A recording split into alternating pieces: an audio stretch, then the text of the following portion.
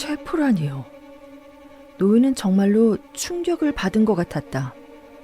오, 맙소사. 제목이 뭡니까?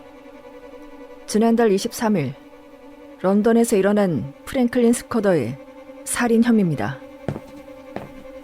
그건 포클랜드 플레이스 살인 사건이었죠? 누군가 말했다. 세상에, 당신은 미친 게 틀림없군요. 어디서 오셨어요?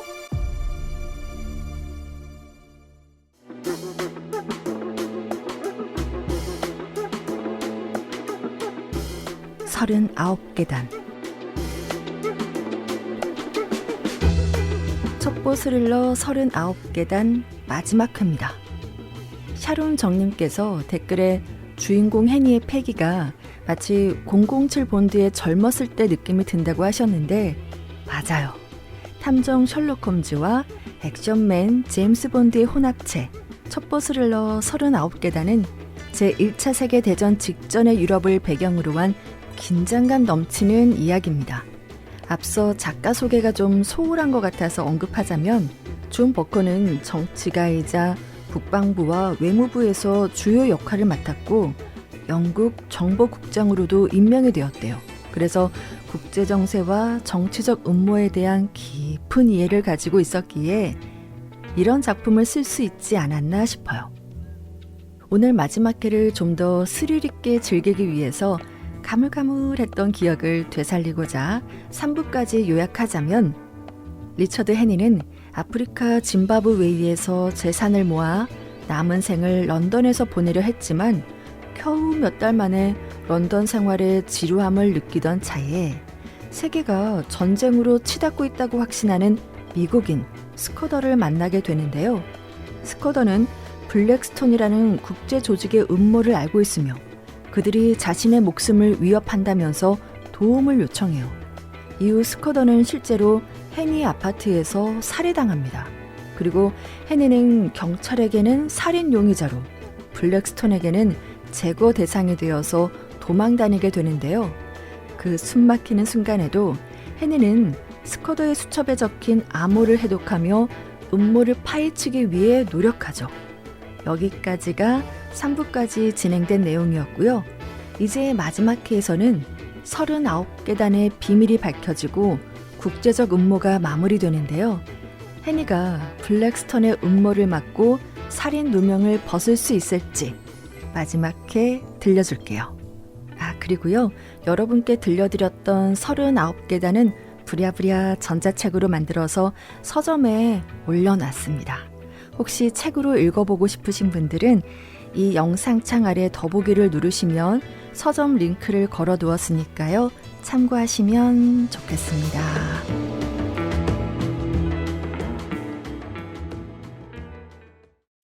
이 책 들어봤니?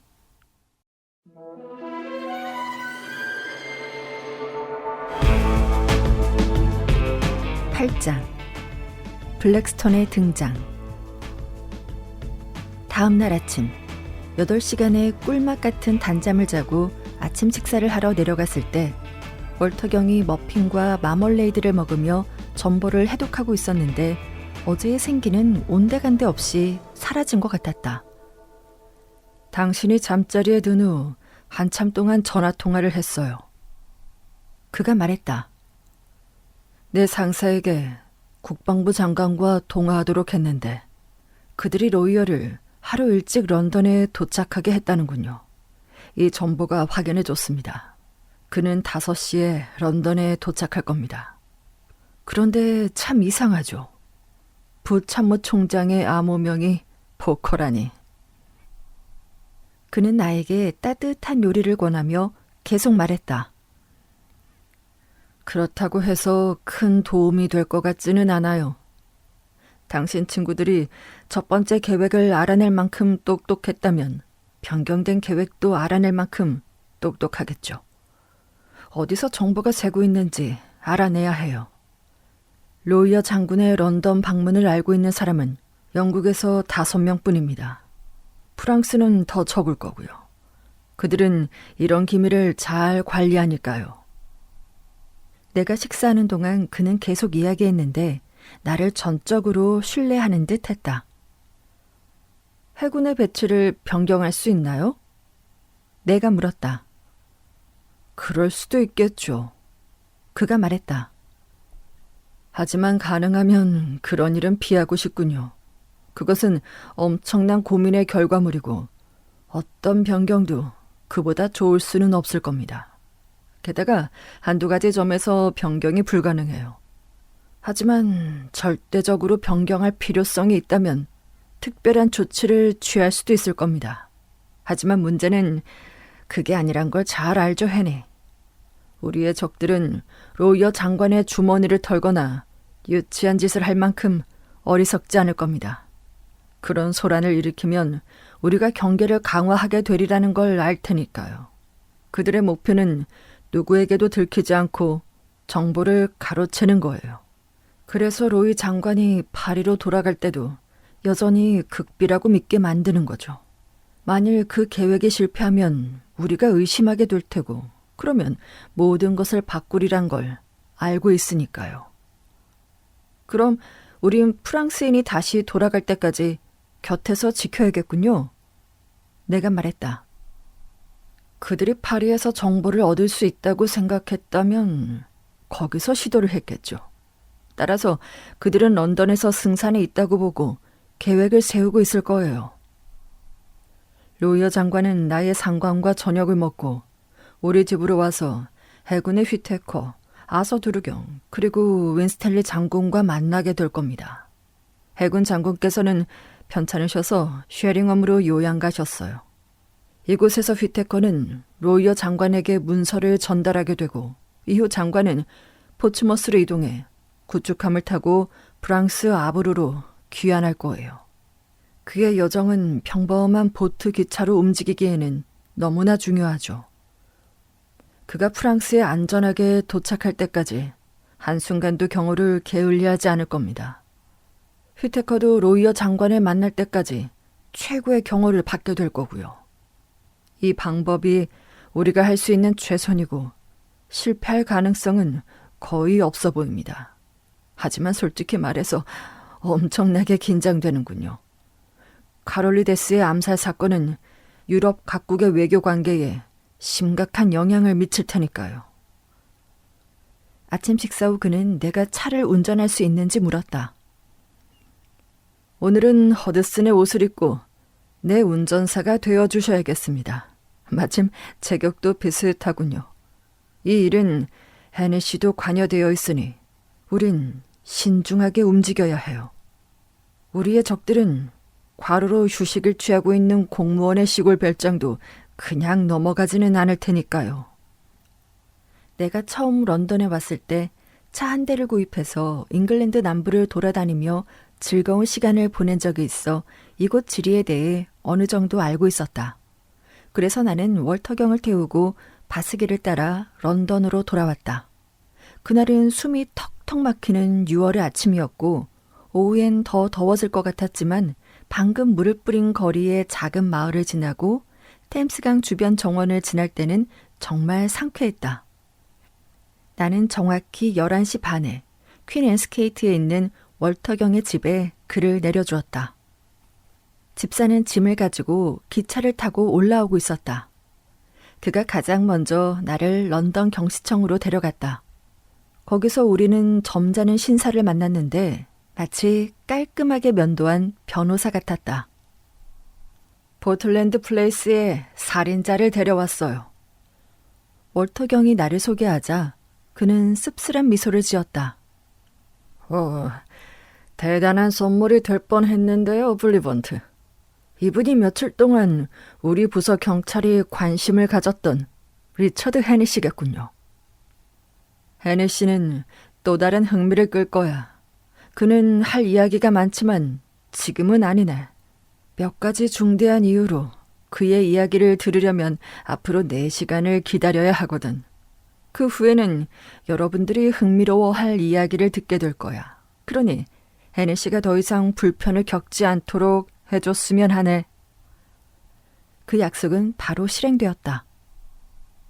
해니 씨, 당신은 중단되었던 일상으로 다시 돌아가시면 됩니다.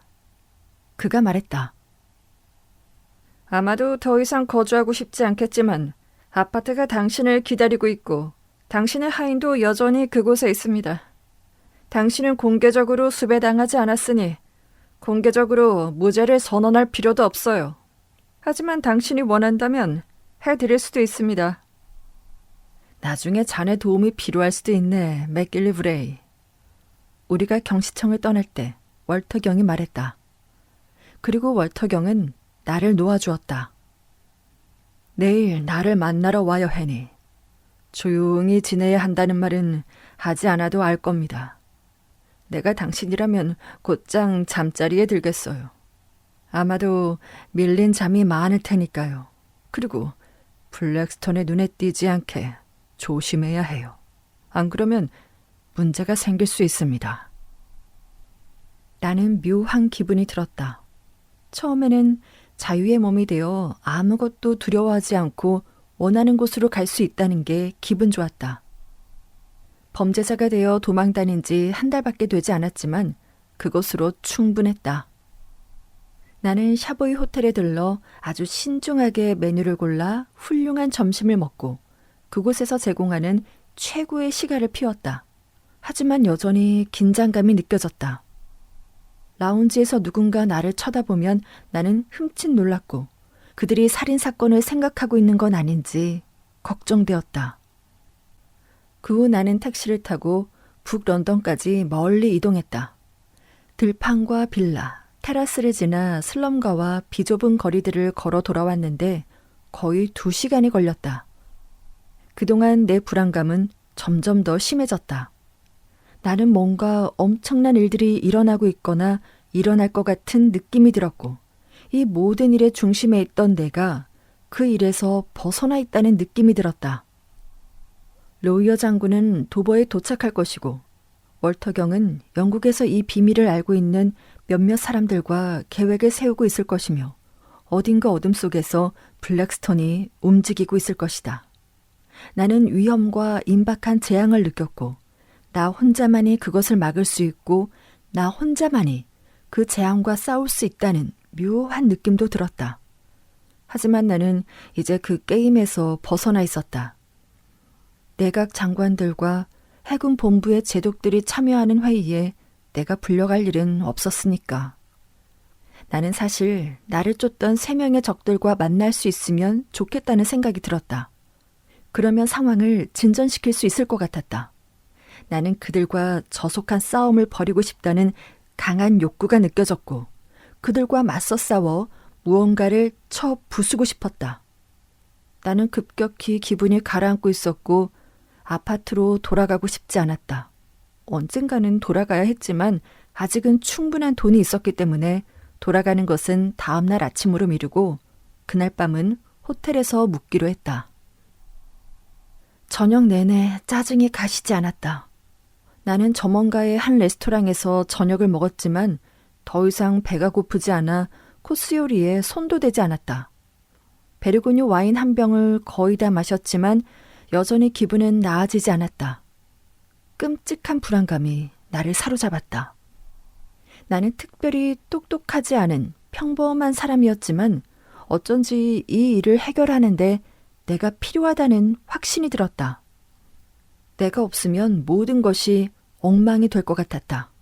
그러나 이건 내 자만심이고 4-5명의 가장 똑똑한 사람이 대영 제국을 위해 이 일을 맡고 있다고 나를 설득했지만 소용없었다.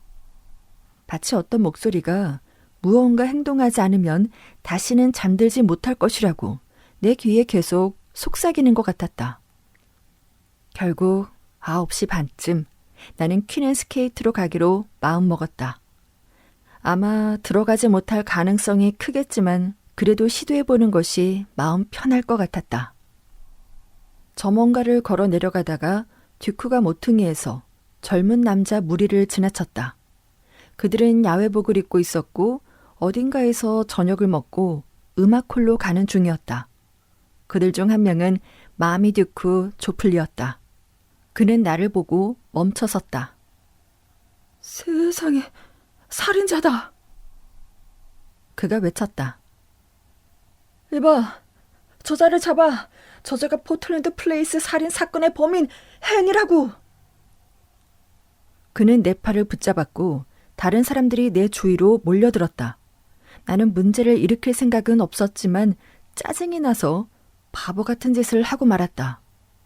경찰이 다가왔고 나는 그에게 진실을 말해야 했다. 그가 믿지 않는다면 런던 경시청이나 가까운 경찰서로 데려가 달라고 요청해야 했다. 하지만 그 순간 지체되는 것을 참을 수 없었고 마미의 멍청한 얼굴을 더는 보고 있을 수 없었다. 그래서 나는 왼손을 날렸고 그가 도랑길에 길게 뻗어 있는 것을 보고 만족감을 느꼈다. 그러나 난리가 났다. 그들은 모두 한꺼번에 나에게 달려들었고 정정당당하게 싸웠다면 그들 모두를 때려 눕힐 수 있었지만 경찰이 나를 뒤에서 잡았고 무리 중 한 명이 내 목을 움켜잡았다. 분노로 눈에 뵈는 게 없는 상태에서 경찰이 무슨 일이냐고 묻는 소리가 들렸고 그 와중에 마미는 부러진 이 사이로 내가 살인자 헨이라고 외치고 있었다. 젠장, 저 인간을 닥치게 해주세요. 그리고 나를 그냥 두는 게 좋을 겁니다, 경관님. 런던 경시청은 나에 대해 다 알고 있으니 방해하면 제대로 혼쭐이 날 겁니다. 에바 젊은이, 나와 함께 가야겠어. 경찰이 말했다. 저 신사를 아주 세게 때리는 걸 봤거든. 당신이 먼저 시작했지. 저 신사는 아무것도 하지 않았는데. 조용히 따라오는 게 좋을 거야. 안 그러면 강제로 연행할 수밖에 없어. 나는 짜증이 폭발했고 더 이상 지체해서는 안 된다는 압박감에 엄청난 괴력을 발휘해 경찰을 내 팔에서 떼어내고 내 옷을 잡고 있던 사람들을 내동댕이 친 다음 듀크가를 따라 전속력으로 달리기 시작했다. 뒤에서 호루라기 소리와 사람들이 몰려오는 발소리가 들렸다. 나는 달리기를 꽤 잘하는 편이지만 그날은 마치 날개가 달린 것 같았다. 순식간에 폴몰에 도착해 제임스 공원으로 방향을 틀었다. 버키먼 궁전 정문에서 경찰을 따돌리고 몰 입구에 있는 마차들 사이로 뛰어들어 추격자들이 도로를 건너기 전에 다리를 향해 달렸다. 탁 트인 공원에서는 속도를 더 냈다. 다행히도 주변에 사람들이 거의 없었고 아무도 나를 막으려 하지 않았다. 나는 퀸앤케이트에 도착하는데 모든 것을 걸었다. 그 도로에 들어섰을 때 아무도 없는 듯 조용했다. 월터경의 집은 좁은 골목에 있었는데 그 앞에는 서너 대의 자동차가 세워져 있었다. 몇 미터 떨어진 곳에서 속도를 늦추고 문 앞까지 힘차게 걸어갔다. 집사가 나를 들여보내지 않거나 문을 열어주지 않는다면 나는 끝장이었다. 월터경을 꼭 만나야 합니다. 나는 숨을 몰아쉬며 말했다. 아주 중요한 일이에요. 그 집사는 대단한 사람이었다. 그는 미동도 없이 문을 열어주었고 내가 들어가자 문을 닫았다. 월터경께서는 바쁘십니다, 손님. 아무도 들이지 말라는 명령을 받았으니 기다리셔야 할 것 같습니다. 그 집은 양쪽의 방에 있는 넓은 복도를 가진 고풍스러운 주택이었다. 복도 끝에는 전화기와 의자 2개가 있는 작은 공간이 있었는데 집사는 나를 그 자리로 안내했다. 저기요. 내가 속삭였다. 문제가 생겼는데 저와 관련된 일입니다. 하지만 월터경은 알고 있고 나는 그를 위해 일하고 있어요. 그러니 누가 와서 제가 여기 있는지 물으면 없다고 해주세요. 그는 고개를 끄덕였고 곧 거리에서 시끄러운 발소리와 벨소리가 들렸다. 나는 그 집사보다 더 존경스러운 남자는 보지 못했다. 그는 문을 열었고 굳은 얼굴로 질문을 기다렸다. 그런 다음 그들에게 말했다. 그는 이 집이 누구의 저택인지 어떤 명령을 받고 있는지 말하고 그들을 문 앞에서 단호히 물리쳤다. 나는 작은 공간에서 그 모든 것을 지켜볼 수 있었는데 그 어떤 연극보다 훌륭했다. 얼마 지나지 않아 벨이 다시 울렸다. 집사는 이 새로운 방문객을 받아들이는데 주저함이 없었다. 그가 코트를 벗고 있을 때 나는 그가 누구인지 알게 되었다. 신문이나 잡지를 펼치면 항상 보이는 얼굴이었다. 산 모양으로 뾰족하게 다듬은 회색 수염, 단호하게 담은 입, 뭉툭한 사각코, 그리고 날카로운 푸른 눈동자. 나는 그가 영국 해군을 창설한 초대 해군 사령관임을 알아보았다. 그는 내가 있는 작은 공간을 지나 복도 뒤쪽 방으로 안내되었다. 문이 열릴 때 낮은 목소리가 들렸고 문이 닫히자 나는 다시 혼자 남겨졌다. 20분 동안 나는 그곳에 앉아 다음에 무엇을 해야 할지 고민했다. 나는 여전히 내가 필요하다는 확신이 있었지만 언제 어떻게 필요한지는 전혀 알 수 없었다.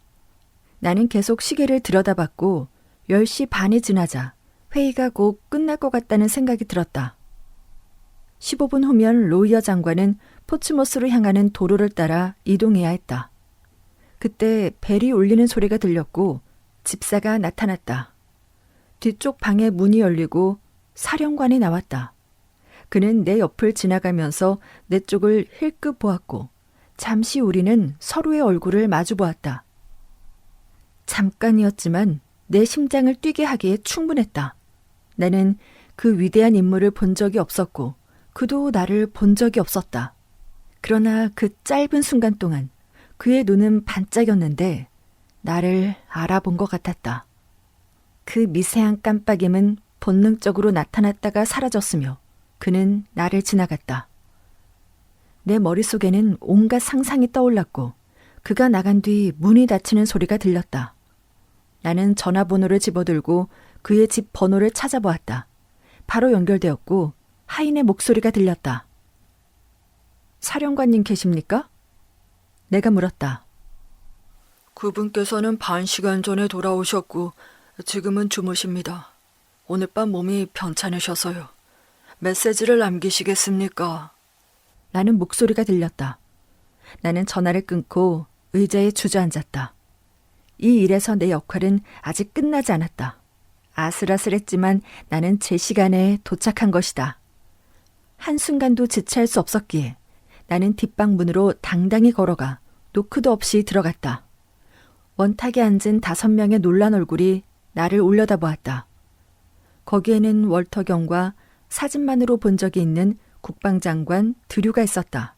그리고 날씬한 노신사도 있었는데 아마도 해군성의 휘테커일 것이고 이마에 긴 흉터가 있는 윈스탈리 장군도 있었다. 마지막으로 말을 하려다가 멈춘 작은 체격의 뚱뚱한 회색 코수염에 숱이 많은 눈썹의 남자가 있었다. 월터경의 얼굴에는 놀라움과 불쾌감이 역력했다. 이분이 제가 말한 해닛입니다. 그가 동석자들에게 사과하듯이 말했다. 해닛 씨, 지금 방문하는 것은 적절하지 않은 것 같군요. 나는 침착함을 되찾고 말했다. 그건 두고 봐야 알겠죠. 아마도 적시에 온 것일 수도 있습니다. 여러분, 조금 전에 나간 사람이 누구인지 말씀해 주시겠습니까? 알로아입니다. 월터경의 분노로 얼굴이 붉어지며 말했다. 아닙니다. 내가 외쳤다. 그는 알로아경과 똑같이 생겼지만 알로아경이 아니었습니다. 그는 저를 알아봤어요.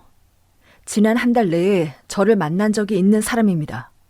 그가 현관을 나가자마자 제가 알로아경의 집에 전화를 걸었고 그가 30분 전에 들어와 잠자리에 들었다는 말을 들었습니다. 그럼 그 사람이 누구란... 누군가 더듬거리며 물었다. 블랙스톤입니다. 조금 전 알로아경이 앉았던 의자에 앉아 5명의 겁에 질린 신사들을 둘러보며 내가 말했다. 9장 39계단. 말도 안 돼. 해군성의 휘테커가 말했다. 월터경은 자리에서 일어나 방을 나갔고 우린 멍하니 테이블을 바라보았다. 그는 10분 후에 굳은 표정으로 돌아왔다. 알로아와 통화했습니다. 월터경이 말했다. 잠을 깨웠더니 무척 짜증을 내더군요. 그는 멀로스와 저녁 식사 후 곧장 집으로 갔다고 합니다. 이런 황당할 때가 있나. 윈스탈리 장군이 말했다. 그자가 여기 와서 내 옆에서 거의 30분 동안 앉아 있었는데 내가 사기꾼을 알아채지 못했다는 건가? 알루아가 제정신이 아닌 게 틀림없소. 그들이 얼마나 교활한지 모르시겠습니까? 내가 말했다. 여러분은 다른 일에 집중하고 계셔서 눈치채지 못하신 겁니다. 당연히 알루아 경이라고 생각하셨겠죠. 만약 다른 사람이었다면 더 자세히 살펴봤겠지만요. 그가 여기에 있는 게 당연한 일이었고 그래서 모두를 방심하게 만든 겁니다. 그러나 프랑스인이 매우 천천히 유창한 영어로 말했다. 젊은이의 말이 맞습니다. 훌륭한 심리 분석이군요. 우리의 적들은 어리석지 않아요. 그는 지혜로운 눈썹을 치켜뜨고 원탁을 둘러보았다. 한 가지 이야기를 들려드리죠. 그가 말했다. 몇 년 전 세네갈에서 있었던 일입니다. 저는 외딴 지역에서 주둔하고 있었는데 시간을 보내기 위해 강에서 큰 바벨 낚시를 하고는 했죠. 작은 아랍 암말 한 마리가 내 점심 바구니를 나르곤 했었는데 옛날에 팀북투에서 흔히 볼 수 있는 흰 점이 있는 황갈색 품종 중 하나였습니다. 어느 날 아침 낚시가 잘 됐는데 한 마리 이상하게도 불안해하더군요. 낑낑거리며 소리를 지르고 발을 굴렀어요. 저는 물고기에 정신이 팔려 목소리로만 앞말을 달래고 있었습니다. 제 생각에 그 말은 20m 떨어진 나무에 묶여 있었고 내 시야 한 구석에 계속 들어와 있었죠. 몇 시간 후 출출해지기 시작해서 잡은 물고기를 방수포 가방에 모아 담고 낚싯줄을 들이우고는 앞말에게 다가가 방수포를 말 등 위에 던졌습니다. 그는 잠시 말을 멈추고 주위를 둘러보았다. 이상한 낌새를 눈치챈 건 냄새 덕분이었습니다. 고개를 돌리자 1m 남짓한 떨어진 곳에 사자가 있더군요. 사람을 잡아먹는 사자. 녀석은 마을의 공포였습니다. 녀석은 앞말에 피와 뼈, 가죽 덩어리만 남겨놨더군요. 그래서 어떻게 됐나요? 내가 물었다. 나는 진짜 사냥꾼으로서 그 이야기가 거짓말이라면 단박에 알아차릴 수 있었다. 낚싯대를 사자 입에 쑤셔 넣었고 가지고 있던 권총도 쐈죠. 아인들이 그 소리를 듣고 소총을 들고 왔습니다. 하지만 녀석은 내게 흔적을 남겼어요. 그는 3개의 손가락이 없는 손을 흔들어 보였다. 생각해 보십시오. 그가 말했다. 앞말은 이미 1시간 전에 죽어 있었고 그 짐승은 그때부터 나를 쭉 지켜보고 있었던 겁니다. 저는 앞말이 죽은 것을 보지 못했어요. 왜냐하면 나는 앞말의 불안한 움직임에 익숙해져 있어서 녀석의 죽음을 알아차리지 못한 겁니다. 내 의식 속에서 녀석은 단지 황갈색의 무언가여서 사자와 구분하지 못했던 거예요.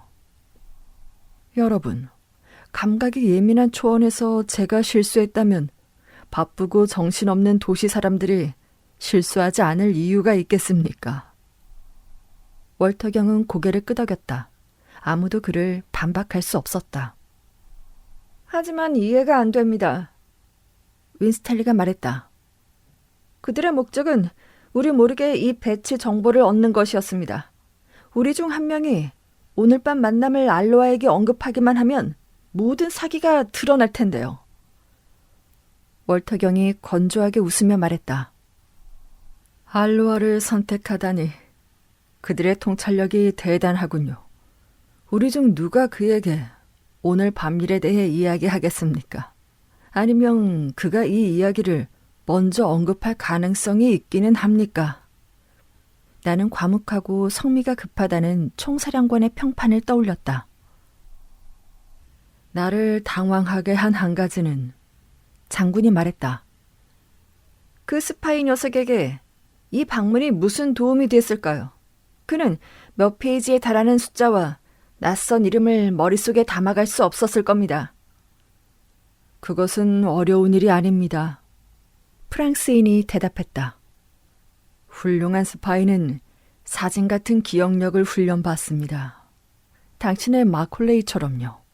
그는 아무 말도 하지 않고 이 문서들을 계속해서 살펴봤죠. 그가 모든 세부 사항을 기억했을 거라 생각되는군요. 저도 젊어서 사용했던 수법입니다. 그렇다면 계획을 수정하는 수밖에 없겠군요. 월터경이 아쉬운 듯 말했다. 알로아 경에게 무슨 일이 있었는지 말씀하셨나요? 우울해 보이던 휘테커가 물었다. 확신할 수 없지만 영국의 지형을 바꾸지 않는 한 큰 변화를 주기는 어려울 것 같습니다. 또 한 가지 말씀드릴 게 있습니다. 로이어 장관이 말했다. 그 사람이 여기 있을 때 나는 여러 가지 이야기를 했습니다. 프랑스 정부의 군사 계획 일부도 언급했고, 물론 공개가 허락된 정보였지만 적들에게는 엄청난 가치가 있는 정보였을 겁니다. 여러분, 다른 방법은 없습니다. 여기 온 그자와 그의 공범들을 즉시 체포해야 합니다. 이런, 우린 단서가 하나도 없잖아요. 내가 외쳤다. 게다가 휘테커가 말을 이었다. 우편을 이용했을 수도 있죠. 이미 그 정보는 전달됐을 겁니다. 아닙니다. 프랑스인이 말했다. 당신은 스파이의 습성을 모르는 것 같군요.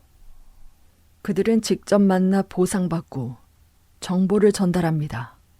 우리 프랑스인들은 그들의 방법을 잘 알고 있죠. 그러니 아직 기회가 있습니다, 여러분. 그자들은 바다를 건너야 하니 배를 수색하고 항구를 감시해야 합니다. 저를 믿으세요. 프랑스와 영국 모두에게 시급한 일입니다. 로이어 장관의 진지한 판단이 우리를 하나로 묶어주는 것 같았다. 그는 행동하는 사람이었다. 하지만 누구의 얼굴에서도 희망을 보지 못했고 나도 마찬가지였다. 5천만 명이 사는 이 섬나라에서 12시간 이내에 유럽에서 가장 영리한 악당 3명을 어떻게 잡을 수 있을까? 그러다 갑자기 영감이 떠올랐다. 스쿼더의 수첩은 어디 있죠? 내가 월터경에게 외쳤다. 빨리요. 뭔가 기억이 났어요. 그는 책상 서랍을 열고 나에게 수첩을 건네주었다. 나는 그 부분을 찾아 읽었다. 39계단, 세어보니 만조, 오후 10시 17분. 해군성의 휘테커가 나를 미친 사람 보듯 쳐다보았다. 이게 단서라는 걸 모르겠습니까? 내가 소리쳤다. 스쿼더는 이자들이 어디에 숨어 있는지 알고 있었어요. 그들이 어디로 갈지 알고 있었지만 그 정보는 말하지 않았죠. 내일이 그날이고 오후 10시 17분 만조가 되는 어떤 장소입니다. 그들이 오늘 밤 떠날 수도 있어요. 누군가 말했다. 아니요. 그들은 자신들만의 비밀스러운 방법이 있고 서두르지 않을 겁니다. 저는 독일인을 잘 알아요. 그들은 계획에 따라 일하는 것을 선호합니다. 조석표 책자는 어디서 구할 수 있죠? 휘테커의 표정이 밝아졌다. 그래요. 가능성 있는 얘기군요. 해군 성으로 가봅시다. 맥길리 브레이를 동원하기 위해 런던 경시청으로 떠난 월터경을 제외하고 우리는 모두 대기 중인 자동차 2대에 올라탔다. 우리는 청소부들이 바쁘게 일하고 있는 텅 빈 복도와 빈 방을 지나 책과 지도로 가득한 방에 도착했다. 상주 직원이 있어 즉시 도서관에서 해군성 조수표를 가져왔다. 나는 책상에 앉았고 다른 사람들은 주위에 서 있었다. 어찌된 일인지 내가 이 일에 책임을 맡게 된 것이다. 하지만 소용없었다. 수백 개의 항목이 있었고 내가 보기에 10시 15분에 만조가 되는 곳이 50곳은 되어 보였다. 우리는 가능성을 좁힐 방법을 찾아야 했다.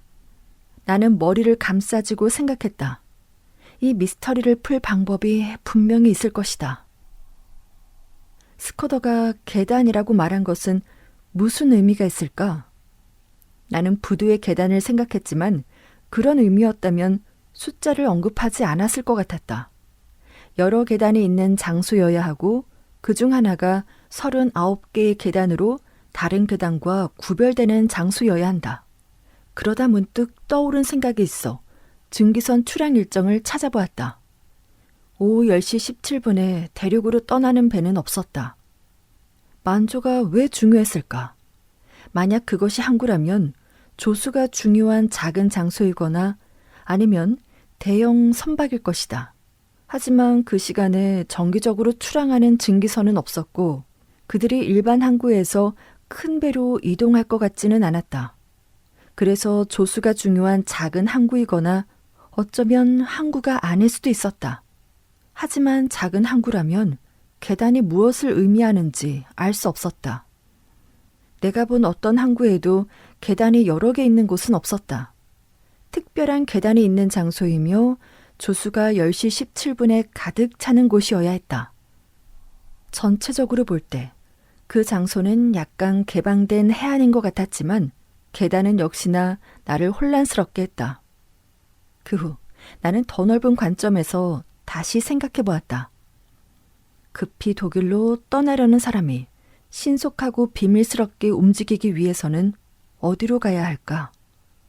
큰 항구는 아닐 것이다. 해협이나 서해안, 스코틀랜드도 아닐 것이다.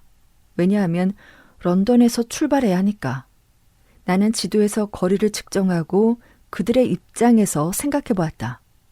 내가 그들이라면 오스텐트나 앤트워프, 노페르담을 목표로 할 것이고 크로모와 도번 사이의 동해안 어딘가에서 출항할 것이다. 하지만 이 모든 것은 매우 막연한 추측이었고 기발하거나 과학적 추론은 아니었다. 나는 셜록 홈즈가 아니니까. 하지만 이런 문제에 본능적인 직감이 있다고 생각했다. 설명할 수는 없지만 두뇌를 최대한 굴려도 해결할 수 없는 상황에서 내 직감은 꽤 쓸모 있었다. 그래서 나는 내 결론을 해군성의 메모지에 적었다. 내용은 다음과 같다. 확실한 추측. 1. 여러 개의 계단이 있는 장소. 중요한 것은 39개의 계단이 있어야 함. 2. 만조가 오후 10시 17분. 만조일 때만 출항 가능. 3.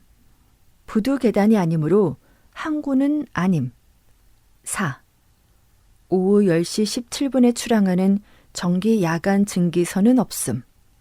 이동수단 가능성은 희박하지만 화물선, 요트, 어선일 듯. 여기서 내 추측은 멈췄다. 나는 추측이라는 제목의 또 다른 목록을 만들었지만 두 목록 모두 확신이 있었다. 추측 1. 장소는 항구가 아니라 개방된 해안. 2. 배는 소형 또는 트롤선, 요트 또는 보트. 3. 장소는 크로모와 도버 사이의 동해안 어딘가. 내 앞에는 내각장관, 정부 고위관리 2명, 프랑스 장군이 나를 지켜보고 있었고 나는 죽은 사람의 수첩을 보며 우리의 생사가 걸린 비밀을 찾아내려고 애쓰고 있다는 사실이 기이하게 느껴졌다. 월터경이 우리와 합류했고 곧 맥길리 브레이가 도착했다. 그는 내가 월터경에게 설명한 세 남자를 감시하기 위해 항구와 기차역에 지시를 내렸지만 그나 다른 누구도 큰 도움이 될 것이라 생각하지 않았다. 이게 제가 할 수 있는 최선입니다. 내가 말했다. 해변으로 내려가는 계단이 여러 개 있는 장소를 찾아야 하는데 그중 하나는 39개의 계단이 있습니다. 워시와 해협 사이 어딘가에 큰 절벽이 있는 탁 트인 해안이라 생각됩니다. 그리고 내일 밤 10시 17분 만조가 되는 곳이기도 하죠. 그러다 문득 생각이 떠올랐다. 해안 경비대 경감이나 동해안을 잘 아는 사람이 있을까요? 휘테커는 있다고 말했고 그가 클라팜에 산다고 했다. 그는 차를 타고 그를 데리러 갔고 남은 우리는 작은 방에 앉아 머릿속에 떠오르는 아무 이야기나 나누었다.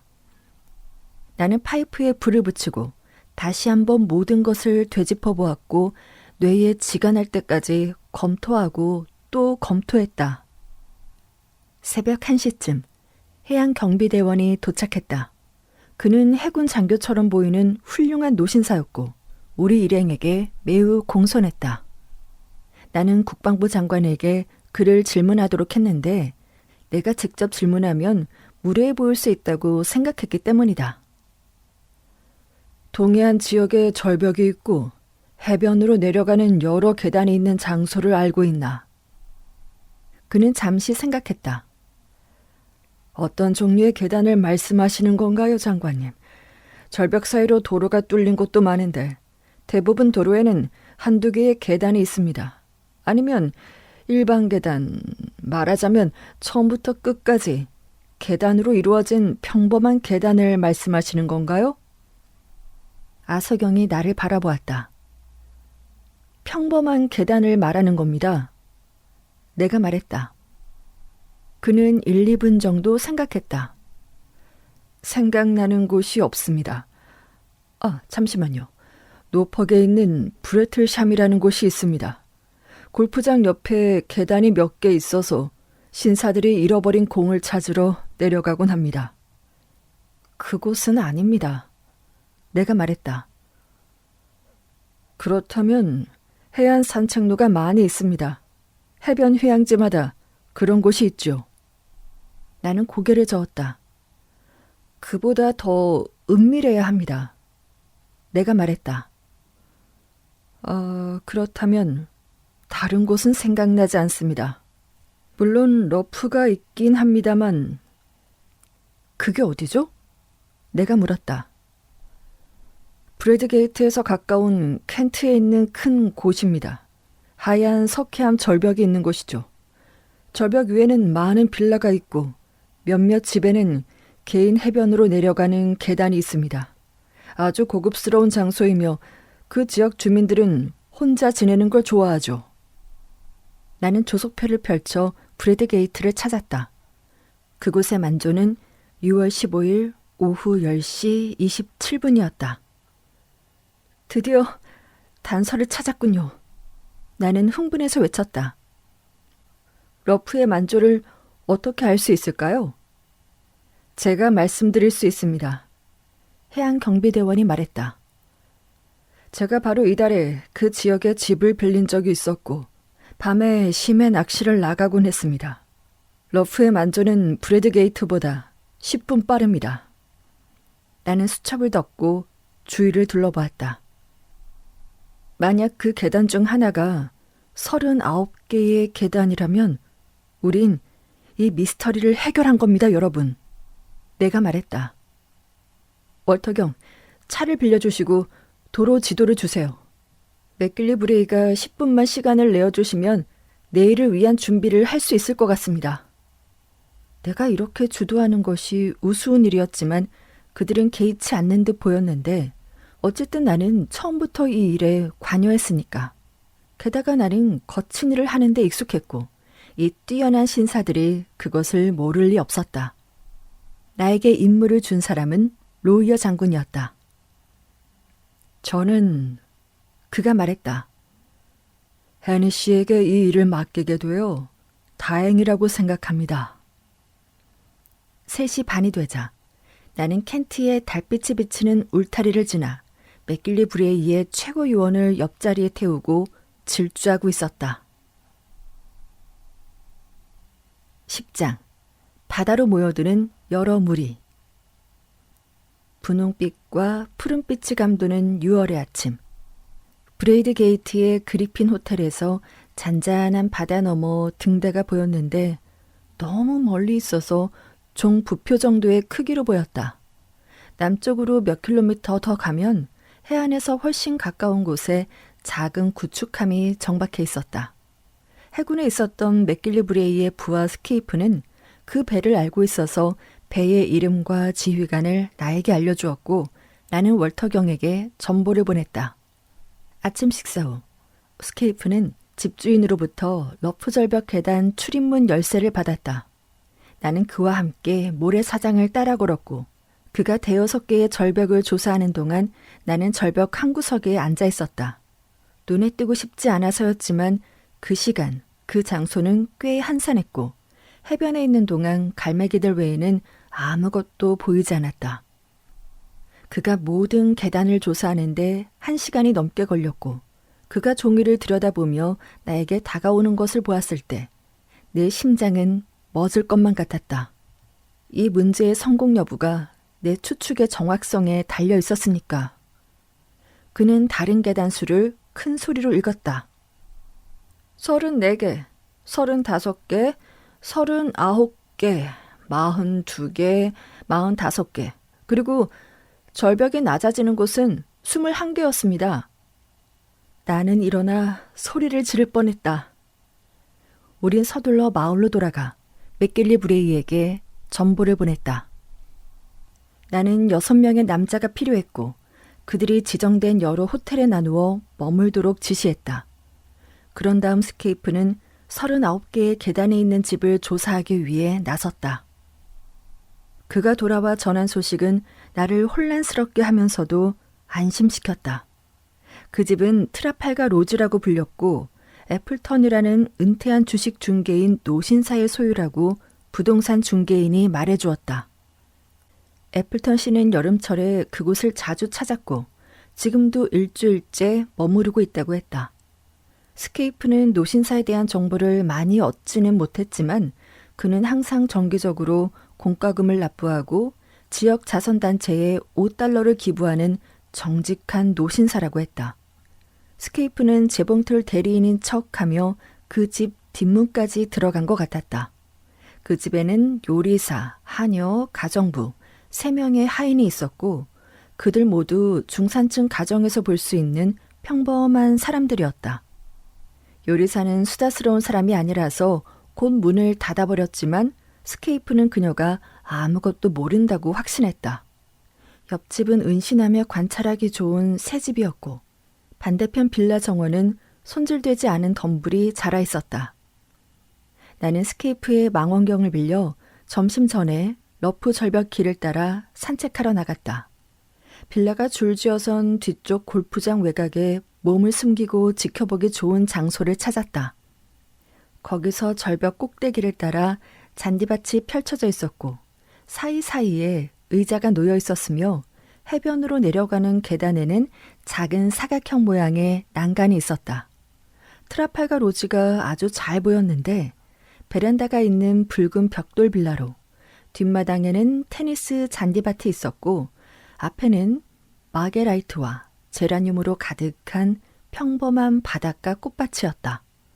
거대한 영국 국기가 축 늘어진 깃대도 보였다. 누군가 집을 나와 절벽을 따라 천천히 걷는 것이 보였다. 망원경으로 그를 보니 흰색 플란넬 바지와 파란색 서지 재킷, 밀짚 모자를 쓴 노인이었다. 그는 쌍안경과 신문을 들고 있었고 철제 벤치에 앉아 신문을 읽기 시작했는데 가끔 신문을 내려놓고 쌍안경으로 바다를 바라보기도 했다. 그는 구축함을 오랫동안 바라보았다. 나는 그가 일어나 점심을 먹으러 집으로 돌아갈 때까지 30분 동안 지켜보다가 나도 점심을 먹으러 호텔로 돌아왔다. 나는 그다지 확신이 없었다. 이 평범한 주택은 내가 예상했던 것과 달랐다. 그 남자는 끔찍한 황무지 농장의 대머리 고고학자일 수도 있고 아닐 수도 있었다. 그는 모든 교회와 휴양지에서 볼 수 있는 평범한 유형의 노인이었다. 누구에게도 해를 끼치지 않을 그런 사람 말이다. 하지만 점심 식사 후 호텔 현관에 앉아있는 나는 기대했던 장면을 보게 되어 기분이 한결 좋아졌다. 남쪽에 요트가 올라와 러프 절벽 바로 앞에 닻을 내렸다. 약 150톤 정도 되어 보였는데 흰색 길을 단 요트였다. 나는 스케이프와 항구로 내려가 오후 낚시를 위해 뱃사공을 고용했다. 따뜻하고 평화로운 오후였다. 우린 대구와 가자미를 합쳐 10kg 정도 잡았고 푸른 바다 위에서 절벽의 상황이 더 잘 보였다. 러프의 하얀 절벽 위로 녹색과 빨강색의 빌라촌이 보였는데 트라팔가 로지의 큰 깃대가 눈에 띄었다. 오후 4시쯤 낚시를 마쳤을 때 나는 뱃사공에게 요트 주위로 노를 저어달라고 부탁했다. 요트는 언제든 도망칠 준비가 된 듯 섬세한 흰 새처럼 떠 있었다. 스케이프는 그 배의 구조상 빠른 배일 것이고 엔진이 꽤 강력할 것이라 말했다. 요트의 이름은 아리아드네였는데 황동 장식을 닦고 있는 남자의 모자에 쓰여 있었다. 그와 대화를 나누었는데 그는 에식스의 부드러운 사투리를 사용했다. 또 다른 사람이 지나가면서 분명한 영어식 언어로 인사를 건넸다. 우리 뱃사공은 그들 중 한 명과 날씨에 관해 이야기를 나누었고 몇 분 동안 우린 노를 저으며 우연 뱃머리 가까이에 머물렀다. 그러다 갑자기 선원들이 우리를 외면하고 고개를 숙이며 작업에 몰두했는데 한 장교가 갑판을 따라오고 있었기 때문이다. 그는 단정하고 잘생긴 젊은 친구였고 아주 유창한 영어로 우리에게 낚시에 대해 질문했다. 하지만 나는 직감할 수 있었다. 그의 짧게 깎은 머리와 셔츠깃, 넥타이의 모양새가 전형적인 독일 스타일이었다. 그 사실이 나를 어느 정도 안심시켰지만 브래드 게이트로 노를 저어 돌아가면서 내 고집스러운 의심은 사라지지 않았다. 내가 걱정되는 것은 스커더에게서 정보를 얻었고 이 장소에 대한 단서를 제공한 사람이 스커더라는 것을 적들이 알고 있다는 생각이 들었기 때문이다. 그들이 스커더가 이 단서를 가지고 있다는 것을 안다면 계획을 바꾸지 않을까? 그들은 계획을 성공시키기 위해 신중하게 행동할 것이며 불확실한 상황에 자신들을 노출하지 않을 것이다. 문제는 그들이 스커더의 정보를 얼마나 알고 있는가였다. 나는 어젯밤 독일인들은 항상 계획을 고수한다고 자신 있게 말했지만 내가 그들의 뒤를 쫓고 있다고 의심한다면 바보가 아닌 이상 계획을 수정할 것이다. 어젯밤 그 남자가 내가 그를 알아봤다는 것을 눈치챘을지 궁금했다. 왠지 그는 알아채지 못했을 거로 생각했고 그 생각에 나는 집착했다. 내 계산대로라면 성공이 보장된 것 같았으나 아이러니하게도 그 시간이 가장 힘들게 느껴졌다. 호텔에서 구축함 사령관을 만났는데 스케이프가 나를 소개해줘서 몇 마디 이야기를 나눴다. 그런 다음 1~2시간 정도 트라팔라 로지를 지켜볼 생각이었다. 나는 언덕 위쪽에 있는 빈집의 정원에 자리를 잡았다. 거기서 나는 테니스 코트를 한눈에 볼 수 있었고 2사람이 테니스 경기를 하고 있었다. 한 사람은 이미 본 적이 있는 노인이었고 다른 한 사람은 클럽 색깔의 스카프를 두른 젊은 남자였다. 그들은 마치 땀을 흘리기 위해 운동하는 것처럼 격렬하게 경기했다. 이보다 더 순수한 구경거리도 없었다. 그들은 소리치고 웃었고 하녀가 술잔을 2개 들고 나오자 음료를 마시려고 잠시 멈췄다. 나는 눈을 비비며 내가 지구상에서 가장 어리석은 바보가 아닌지 자신에게 물었다.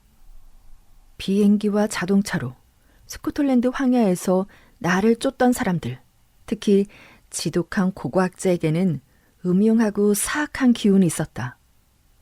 이들을 스커더를 바닥에 꽂은 칼과 세계 평화를 무너뜨린 자들과 연결짓는 것은 쉬운 일이었다.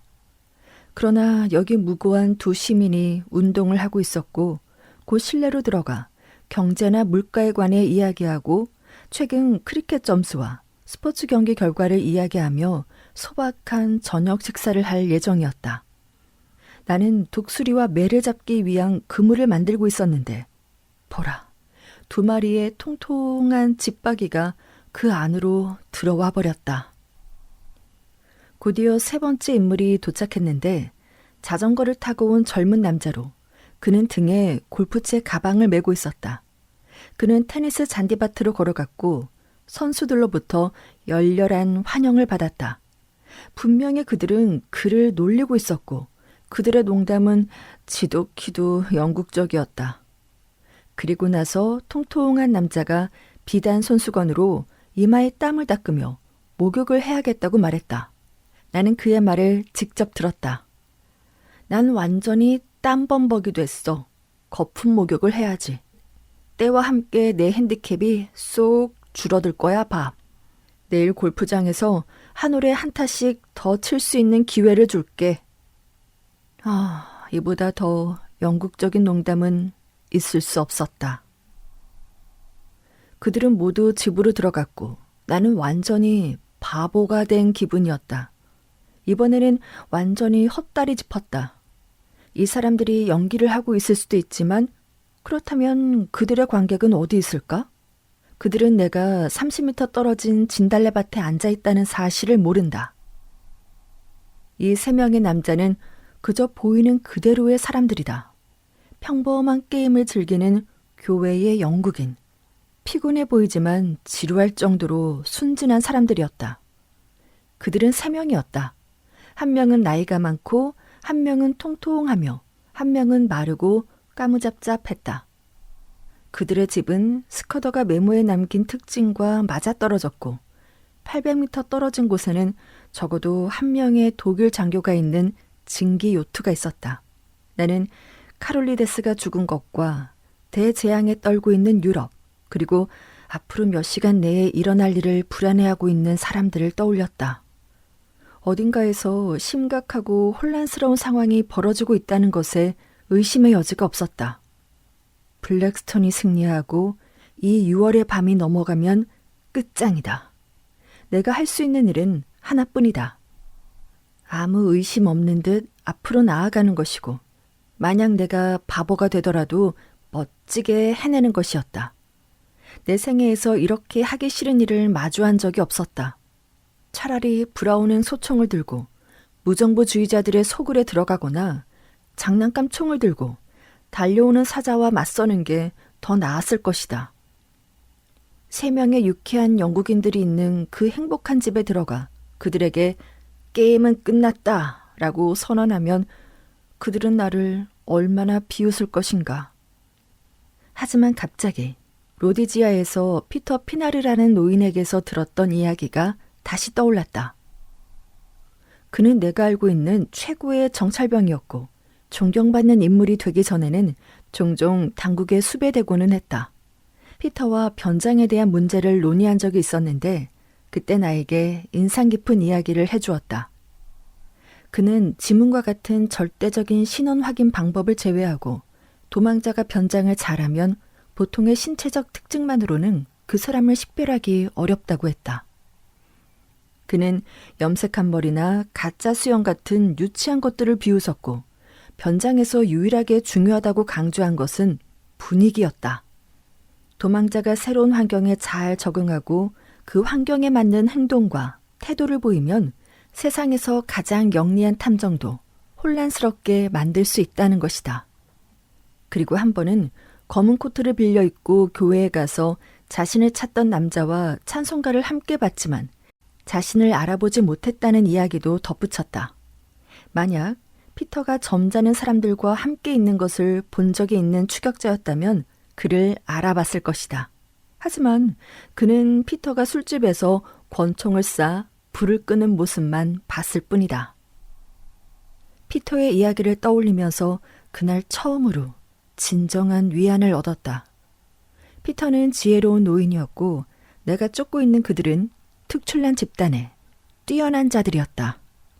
만약 그들이 피터와 같은 변장 수법을 쓰고 있다면 바보는 다르게 보이려고 노력하지만 영리한 사람은 겉으로는 달라 보이지 않아도 다르다. 내가 도로공으로 일할 때 이미 피터의 가르침은 큰 도움이 되었다. 역할을 잘 수행하는 비결은 그 역할에 자신을 몰입시키는 것. 이것이 테니스 게임을 설명해 줄 것이다. 그들은 연기를 할 필요가 없었고 단지 손잡이를 돌려 다른 삶으로 이동하면 그만이었다. 그들이 새로운 환경에 적응하는 것은 매우 자연스러운 일일 테니까. 진부하게 들리겠지만 피터는 이런 수법이 유명한 범죄자들 사이에서는 알려지지 않은 비밀이라고 했다. 이제 8시 가까이 되었고 나는 스케이프를 만나 지시를 내리기 위해 호텔로 돌아갔다. 나는 그의 부하들을 어떻게 배치할지 논의한 후 저녁을 먹을 기분이 아니어서 산책하러 나갔다. 나는 아무도 없는 골프장을 돌아보고 늘어선 빌라를 따라 북쪽 절벽으로 이동했다. 새로 만들어진 도로에서 나는 테니스장과 해변에서 돌아오는 플랜넬 옷을 입은 사람들과 무성국에서 온 해양경비대원, 그리고 집으로 돌아가는 당나귀와 삐에로들을 만났다. 바다에서는 푸른 황혼 속에서 아리아드 네호와 남쪽 멀리 있는 구축함에 불이 켜지는 것을 보았고 모래사장 너머로 템즈강으로 향하는 증기선들의 큰 불빛이 보였다. 너무나 평화로운 풍경에 매 순간 기분이 가라앉았다. 그리고 9시 반쯤 트라팔가 로치로 걸음을 옮기기 위해 마음을 다잡았다. 가는 길에 나는 유무의 뒤를 따라가는 그레이 하운드를 보고 큰 위안을 얻었다. 로지디아에서 키우던 개와 팔리 언덕으로 함께 사냥 갔던 때가 떠올랐다. 우린 황갈색의 리복을 쫓고 있었는데 나와 개는 한참을 쫓다가 결국 놓쳤었다. 그레이 하운드는 시력이 발달한 사냥개였고 나도 시력이 꽤 좋은 편이었지만 그 사슴은 우리 시야에서 사라져버렸다. 나중에야 어떻게 된 일인지 알게 되었다. 회색 바위 언덕에서는 어두운 구름 속을 나는 까마귀가 잘 보이지 않듯이 리복은 도망칠 필요 없이 가만히 서서 배경 속에 녹아들기만 하면 되는 것이었다. 갑자기 이런 기억들이 떠오르면서 나는 현재 상황을 떠올리고 그 교훈을 적용했다. 그들은 조용히 풍경 속에 녹아들었다. 내 판단은 틀리지 않았다. 이 생각을 마음속에 깊이 새기고 절대로 잊지 않겠다고 다짐했다. 지금쯤이면 스케이프의 부하들이 배치되어 있을 텐데 사람의 흔적은 보이지 않았다. 집은 누구나 들여다볼 수 있도록 열려 있었다. 1m 높이의 울타리가 절벽 도로와 집을 구분하고 있었고 1층 창문은 모두 열려 있었으며 은은한 조명과 낮은 목소리로 그들이 저녁 식사를 마치고 있다는 걸 알 수 있었다. 모든 것이 자선 바자회처럼 숨김없이 드러나 있었다. 지구상에서 가장 어리석은 사람이 된 듯한 기분을 느끼며 나는 대문을 열고 들어가 벨을 눌렀다. 세상을 돌아다니며 거친 곳을 여행한 나 같은 사람들은 상류층과 하류층을 구분하지 않고 잘 어울린다. 그들은 나를 이해하고 나는 그들을 이해한다. 나는 목동, 불황자, 도로 노동자들과 잘 어울렸고 전날 밤 만난 사람들이나 월터경 같은 사람들과도 아주 편하게 지냈다. 왜 그런지는 설명할 수 없지만 사실이다. 하지만 나 같은 사람이 이해하지 못하는 부류는 편안하고 만족스러운 삶을 사는 중산층 사람들, 즉 별장과 도시 외곽에 사는 사람들이다. 그들이 세상을 어떻게 이해하며 어떤 관습을 가졌는지 나는 알지 못한다. 아프리카의 검은 독사만큼이나 나는 중산층이 두려웠다. 깔끔한 차림의 하녀가 문을 열었을 때 나는 말조차 제대로 할 수 없었다. 나는 애플턴씨를 찾았고 안내받았다. 내 계획은 식당으로 곧장 들어가 깜짝 놀란 남자들이 나를 알아보는지 확인하는 것이었다. 그러나 깔끔한 응접실에 들어섰을 때 그 장소가 나를 압도했다. 골프채와 테니스 라켓, 밀짚 모자와 장갑들이 나란히 놓여 있었고 영국 가정집 어디에서나 볼 수 있는 산책용 지팡이가 있었다. 깔끔하게 접힌 코트와 방수복이 오래된 오크 상자 위에 놓여 있었고 오래된 시계가 똑딱거리고 있었으며 벽에는 광택나는 황동난로와 경마대회에서 우승한 사진이 걸려 있었다.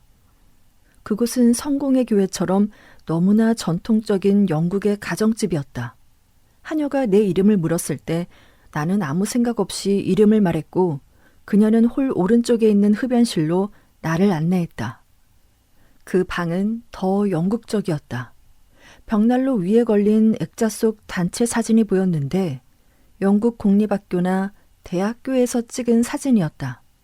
나는 정신을 차리고 하녀를 따라갔지만 이미 늦어버렸다. 그녀가 식당으로 들어가 주인에게 내 이름을 말하는 바람에 나는 세 사람의 반응을 살펴볼 기회를 놓치고 말았다. 내가 식당에 들어갔을 때 식탁 상석에 있던 노인이 일어나 나를 맞이하기 위해 돌아섰다. 그는 짧은 코트에 검은 넥타이를 맨 턱시도 차림이었는데 내가 속으로 통통한 사람이라고 부른 사람도 마찬가지였다.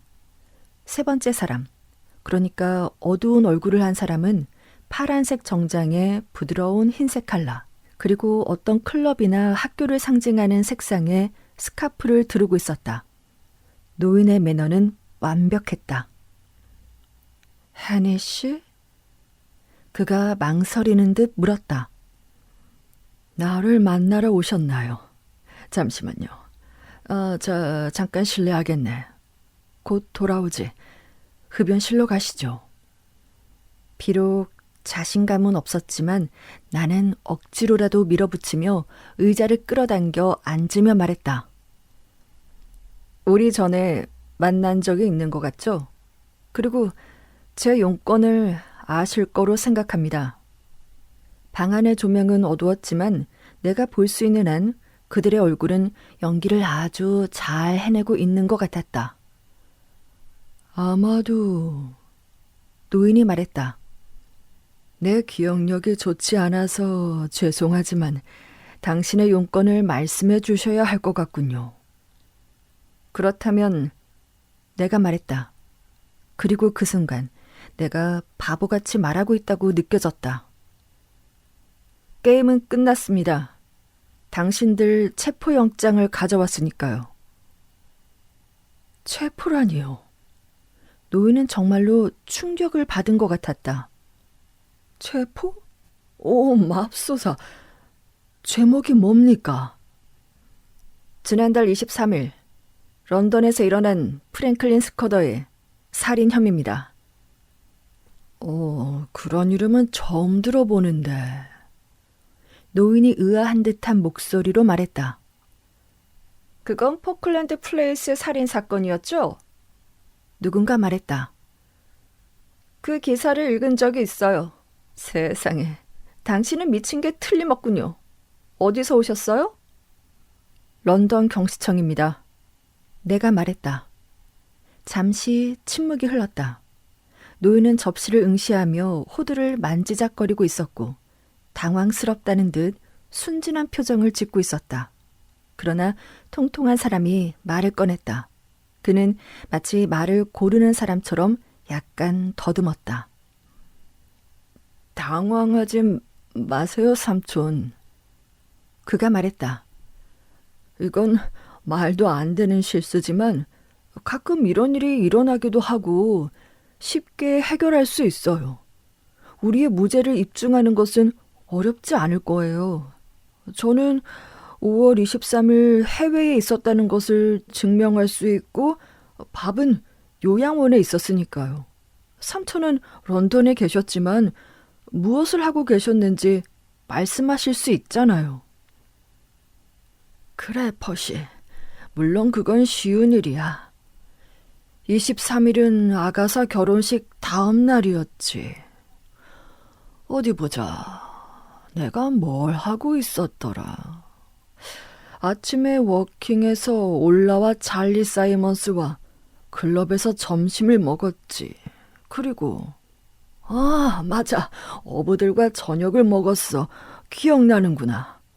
펀치가 내 입맛에 맞지 않아서 다음날 아침 고생을 좀 했지. 진짜 저녁 식사 때 가져온 시가상자가 저기 있군. 그는 테이블 위에 물건을 가리키며 신경질적으로 웃었다. 제 생각에 선생님? 젊은이가 나에게 공손하게 말했다. 당신이 뭔가 잘못 알고 계신 것 같군요. 우린 모든 영국인처럼 법을 지키고 있고 런던 경시청이 바보가 되는 것을 원하지 않습니다. 그렇죠, 삼촌? 물론이지, 밥. 노인의 목소리는 기운을 차린 것 같았다.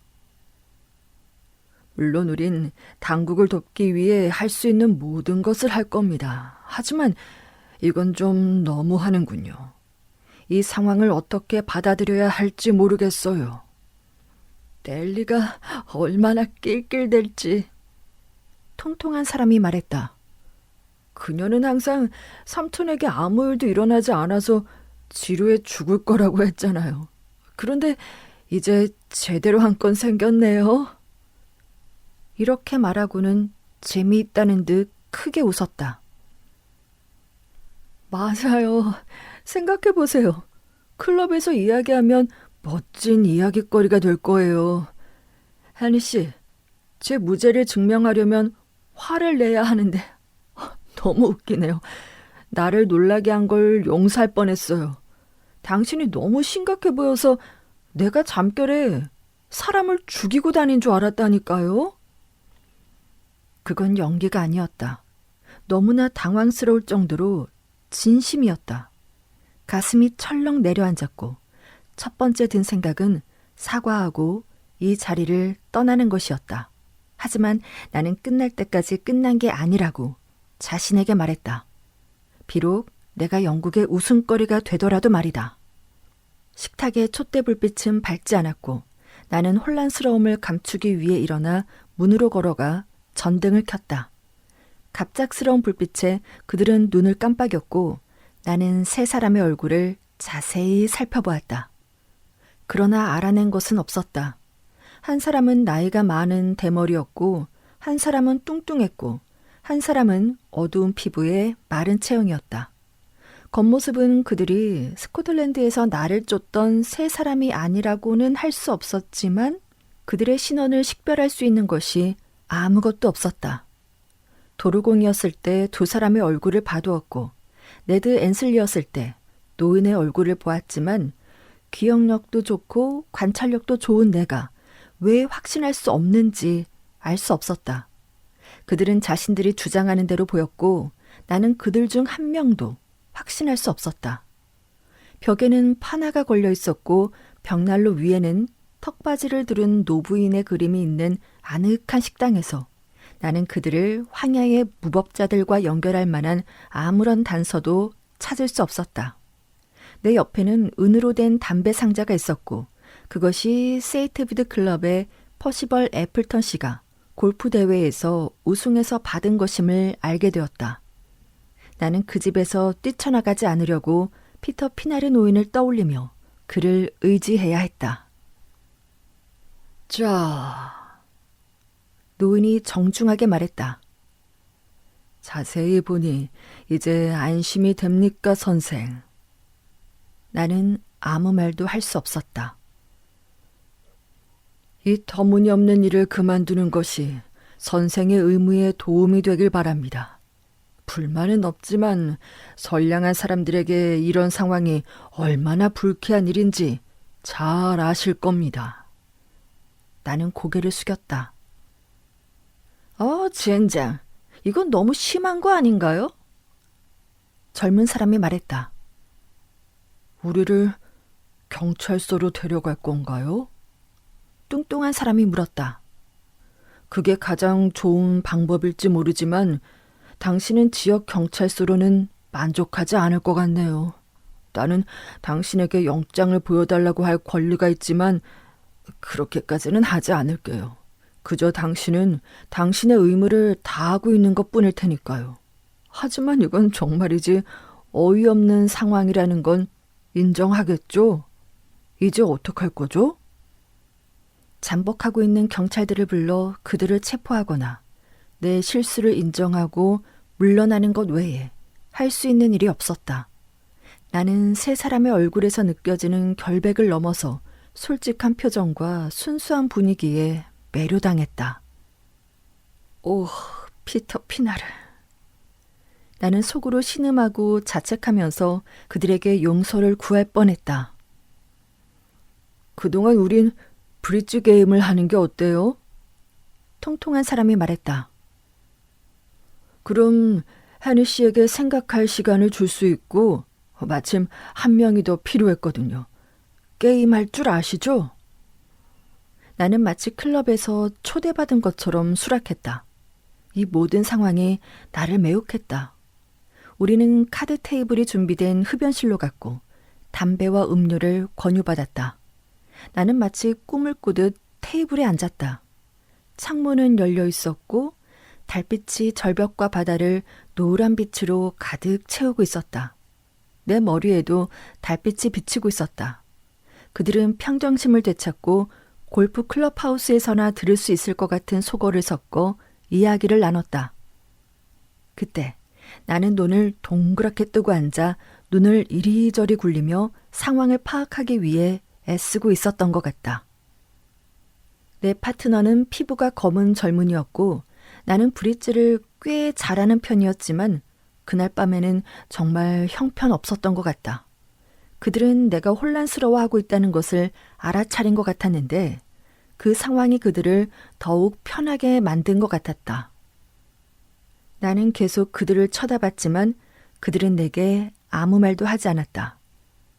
그들은 달라 보이는 게 아니라 다른 사람이었다. 나는 피터 피나리의 말에 필사적으로 매달렸다. 그러다 정신이 번쩍 들었다.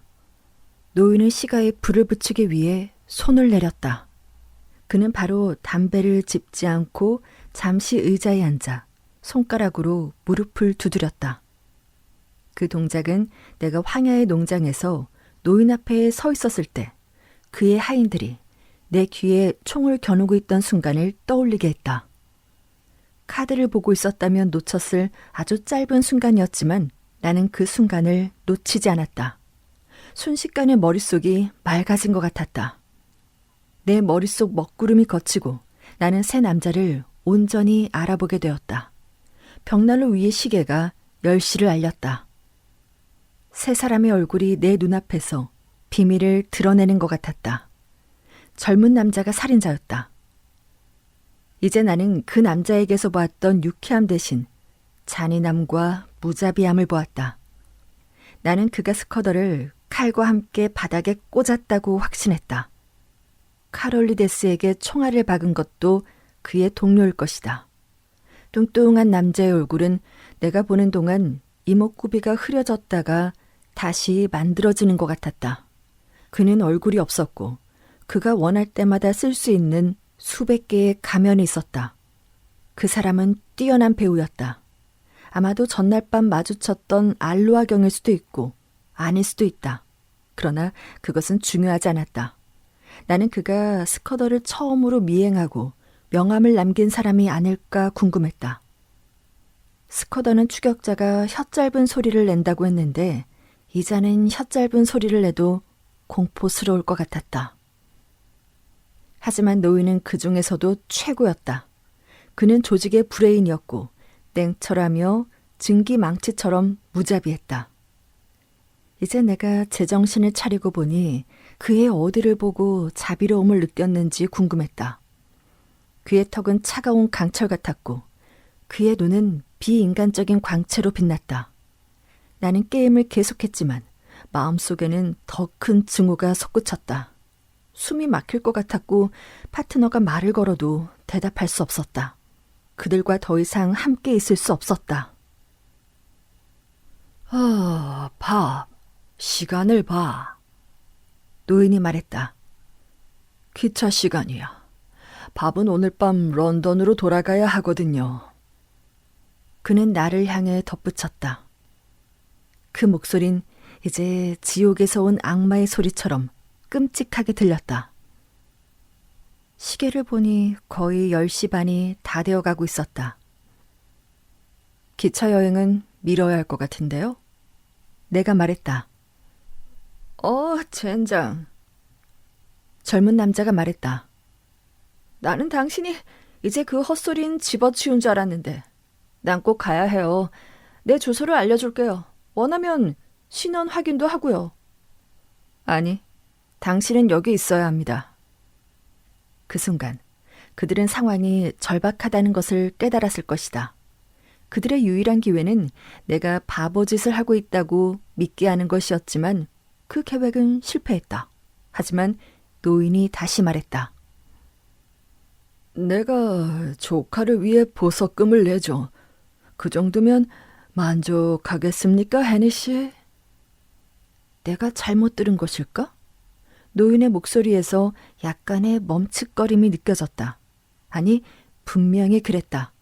내가 그를 힐끗 보았을 때 그의 눈꺼풀이 내 공포의 기억에 새겨진 매의 눈처럼 내려앉았기 때문이다.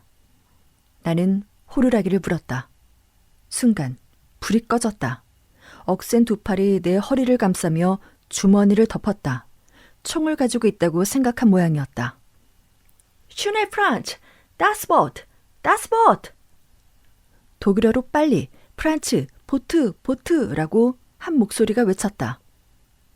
그 목소리가 들리자마자 달빛이 비치는 잔디밭에 2명의 동료가 나타나는 것이 보였다. 검은 피부의 젊은이가 창문으로 뛰어들어 손이 닿기도 전에 통과해 낮은 담장을 넘어갔다.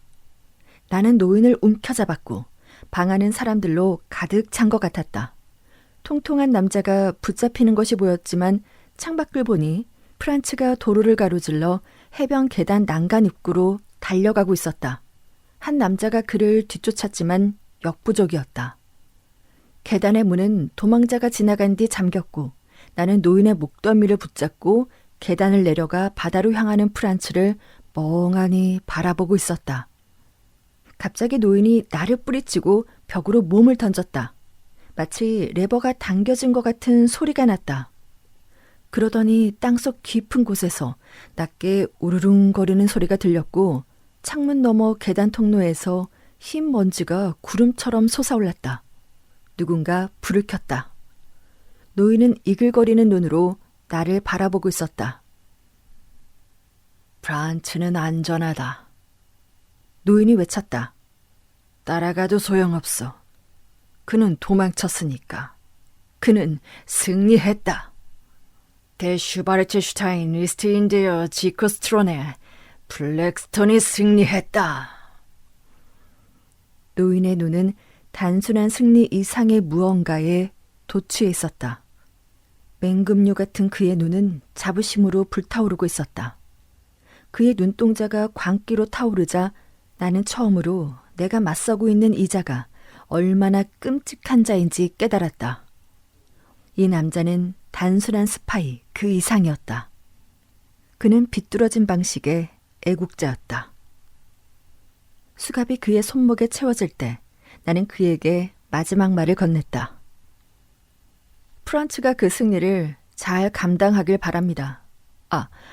아리아드 네호가 1시간 전에 이미 우리 손에 들어와 있었다고 제가 말씀드렸나요?